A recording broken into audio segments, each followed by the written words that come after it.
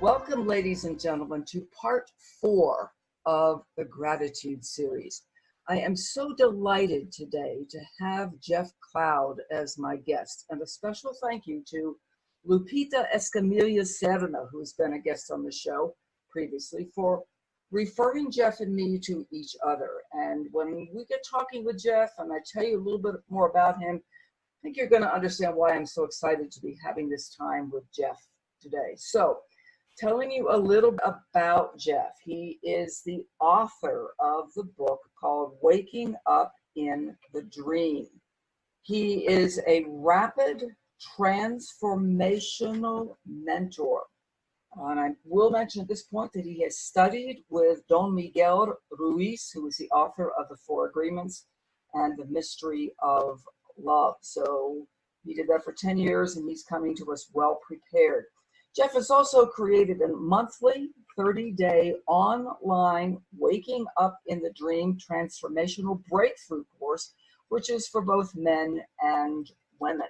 If you wish to reach Jeff, Jeff's website is www.portaltoawakening.org. He is very visible on Facebook at www.facebook.com/Jeff9Cloud, and that 9 is actually a number 9. And I'm really going to encourage you to seek out this man and look at his website, look him up on Facebook. I personally find his daily posts on Facebook extremely challenging and very interesting, and of course very inspirational. I'd like to also mention that Jeff is a practitioner of Toltec and shamanic traditions. We are in good hands with Jeff today. And so, Jeff, welcome to the Deidre Regal Hope and Healing Radio Show. Namaste, my friend. Thank you for the kind and gracious reflections and opening. I greatly appreciate it. And I'm excited to be here and dive in a little deeper. Yeah, welcome. So we're talking about gratitude today. And I'd like to just get right into it and ask you, what is gratitude to you? I love this question. I'll do my best to give the best download that I would want to give to myself, because I'm really talking to myself when I'm speaking or working with anybody. We're all mirrors for each other. And so to me, gratitude is one of the most powerful magnets of attraction. It's hugely overlooked, as you're told when you're a child, or most times, yes, be very thankful, be gracious. However, to enact a daily gratitude practice, and even with the people that I work with one-on-one and do the monthly groups, I have them set alarms on their phone, 15 of them a day, that go off with either vibration or sound, depending on what they want. And it is a reminder to bring you back into the present moment amidst the 50 to 80,000 thoughts that are running on what I call automatic each day. And gratitude is one of the highest vibrations. And so everything in this vibrating holographic mirror that we call life is attracted through our inner frequency. And so gratitude is a practice that is not just lip service, it's an act. And to put your heart and every cell of your body into being grateful for every breath and everything else that you have, the universe that's supporting you and loving you in every moment, the trillions of cells in your body that are unconditionally loving you, to tune into that and really vibrate that with true gratitude is a magnet for seeming magic and miracles and synchronicities in your day, every day. It took me a long time to figure that one out, because the stories and the wounds from my childhood were overriding simple things like, well, be thankful, be grateful. When you really break it down into every thought, every word, and every vibration or emotion that we're emanating is a magnetic frequency that is creating what shows up in this dream we call life. What a beautiful way of expressing that. That is a vibrational frequency. And I heard you say the word attitude. Years ago, I heard love described as, quote, an act of the will. And at the time, it didn't make much sense to me, because we have all of these ideas around it as you're talking about gratitude. As a child, you're told, well, be grateful. And it doesn't sound like gratitude at all.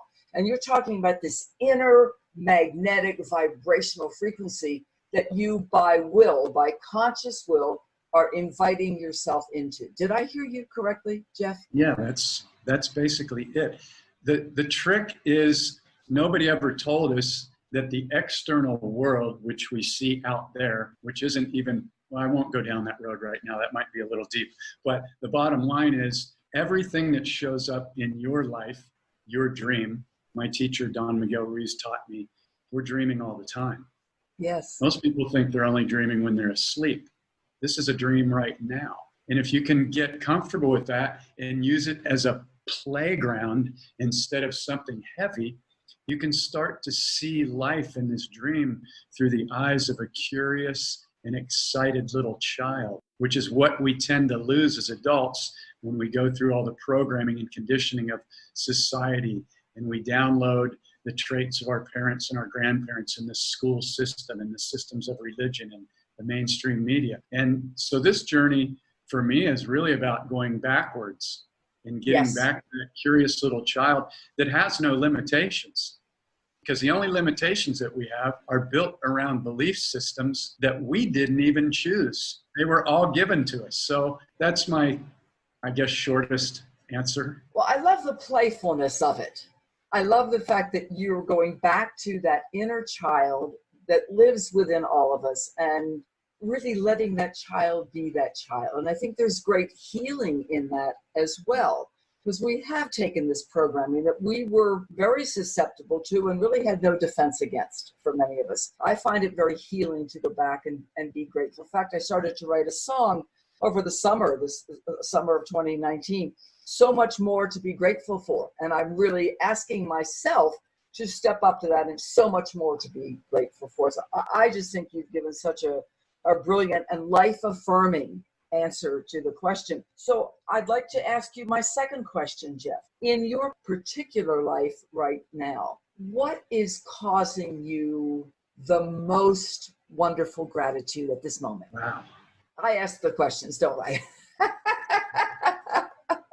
I mean, it's hard to break it down to any one thing because I start my day and I invite everybody that I engage with in the groups or whatever to go into gratitude as soon as you open your eyes. Because here's what happens. If you have to work a job or you have to take care of children or anything else, if you do not take advantage of the time when your mind is clear, as soon as you realize that you just awakened from what we call the sleeping dream, there's 50 to 80,000 thoughts of what you have to do and everything you have to do, and it's just going to start running and running and running and running. And I learned years ago through reading books and studying with mentors and things that that is a most fertile time for planting your seeds. And you can also do it through the day with the phone alarms, which is a brilliant free tool. But for me, I start off, the very first thing I go into gratitude for is those trillions of cells in my body that were serving me unconditionally. And this is really one of two teachers of true unconditional love.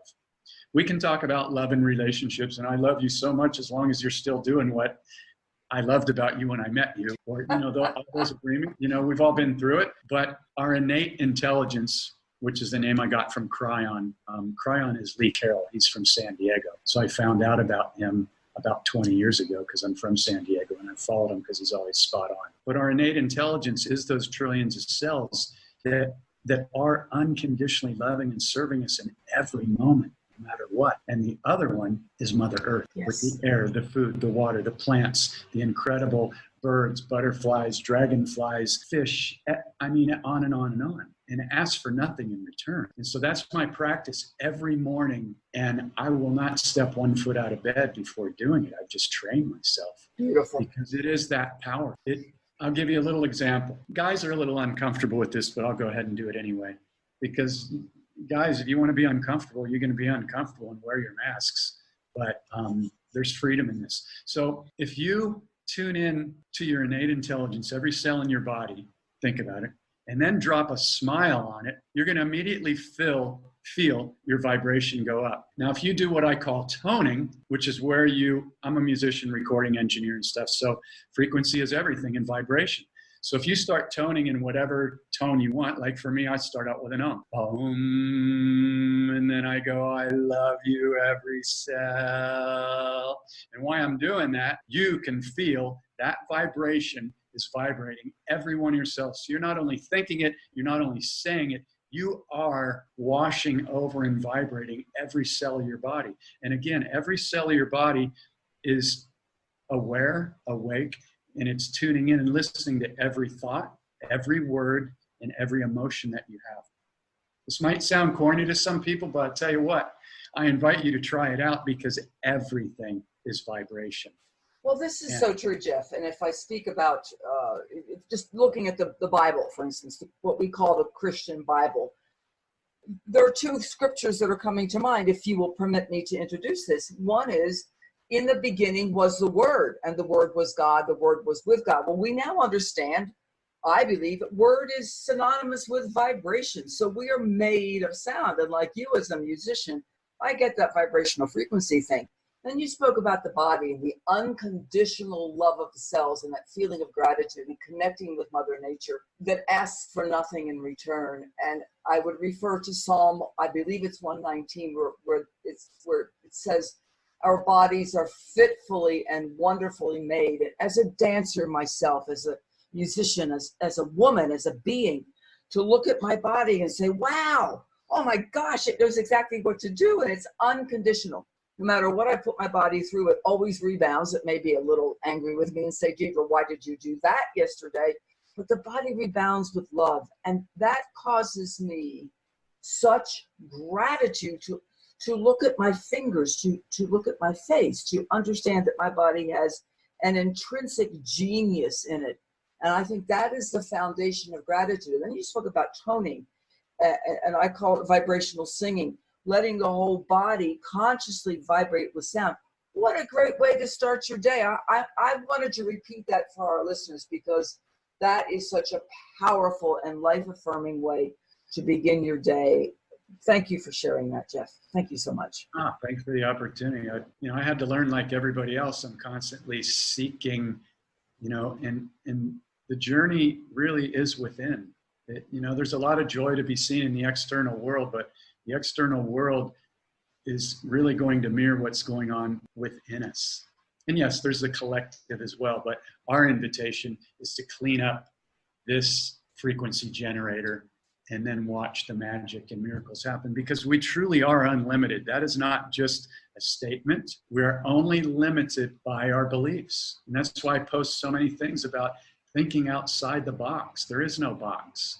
There is no box. We're taught there's a box and it's your belief system. And then the ego wants to get triggered by anything that goes against that belief system. So what's everybody going to do? Unless they expand their conscious awareness, they're just going to keep looping in these small little boxes and think that they're expanding. And I'm not saying nobody is. I'm just using that as a general frame up of what's really going on here on a deeper level to open up some doors for people.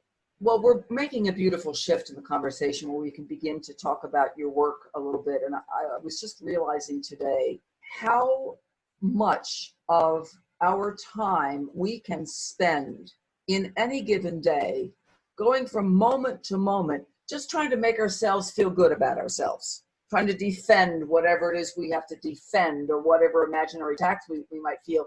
And it was so astounding to me that I literally stopped walking from point A to point B, and like I was having that thought for the first time. And I thought, that's an interesting thing, because many of us have been on our spiritual path and looking at these mirrors and doing our soul work would be what I would call it.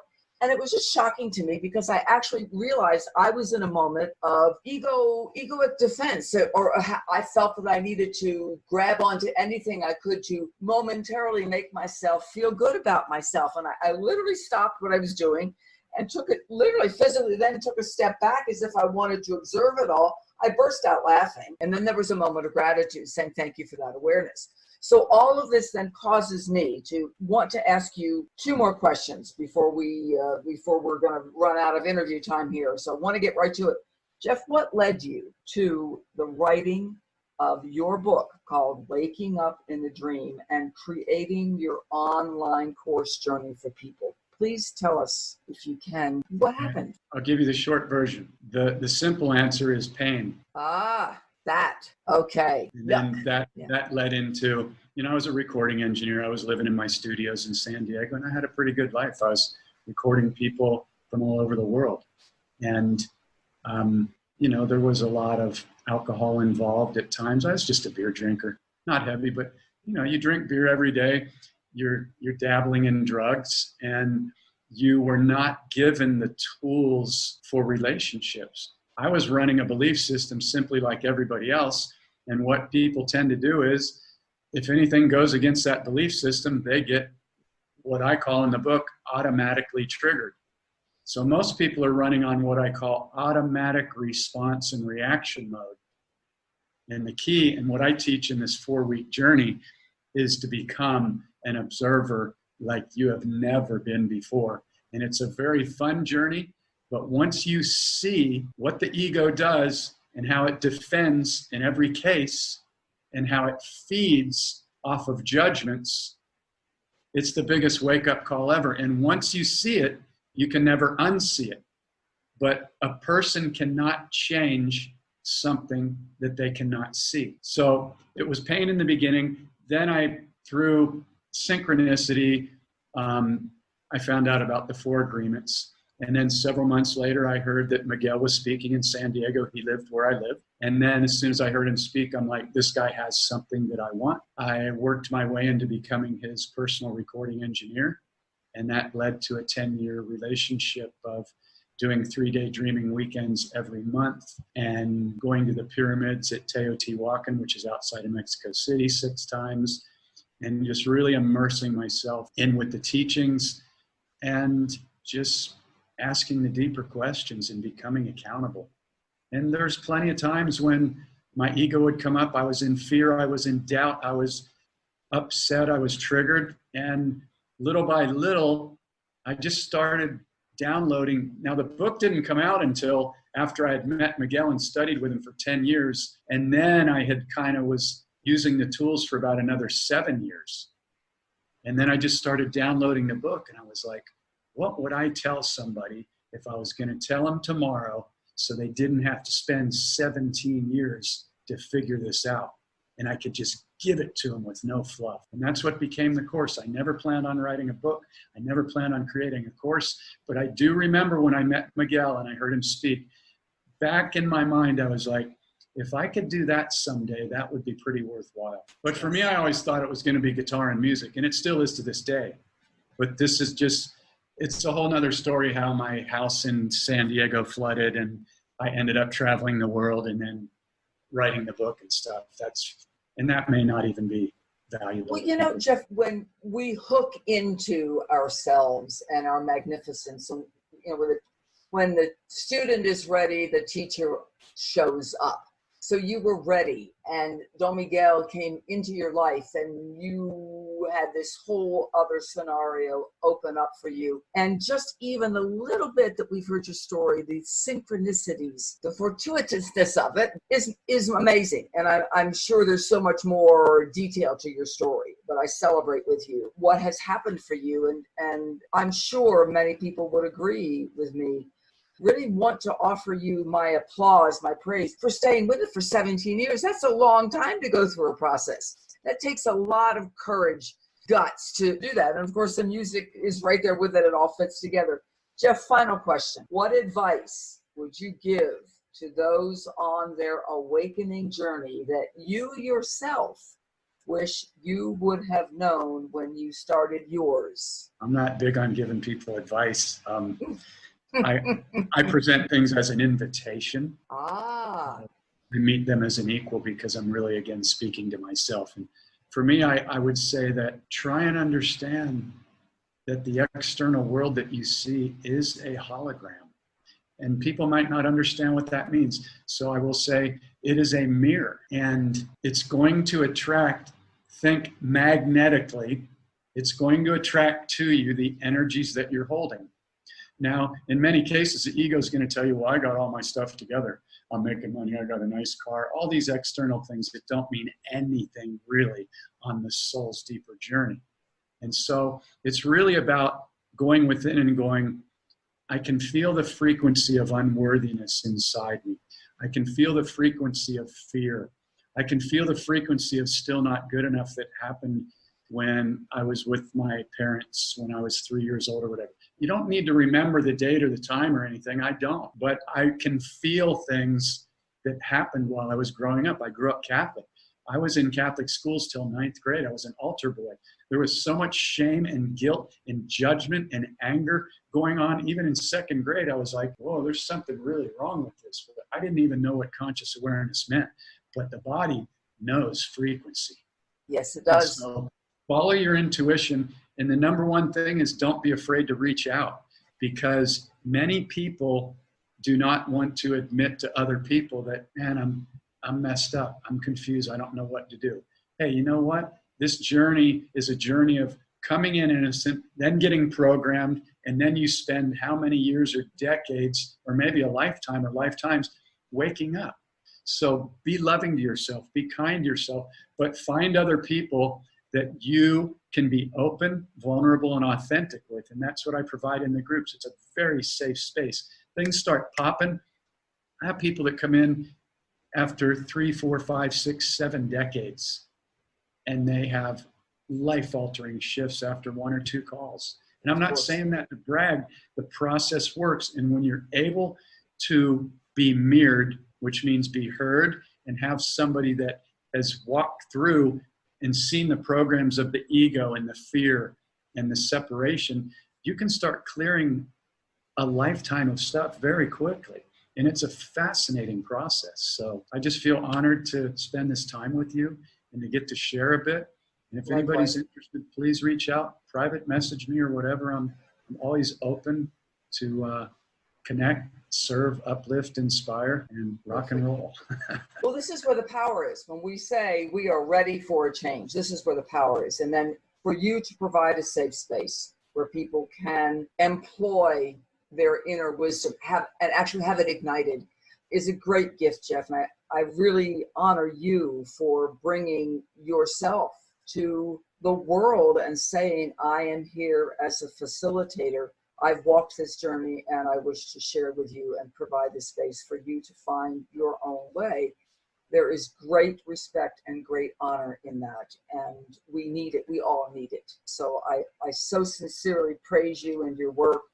Invite people to get in touch with you.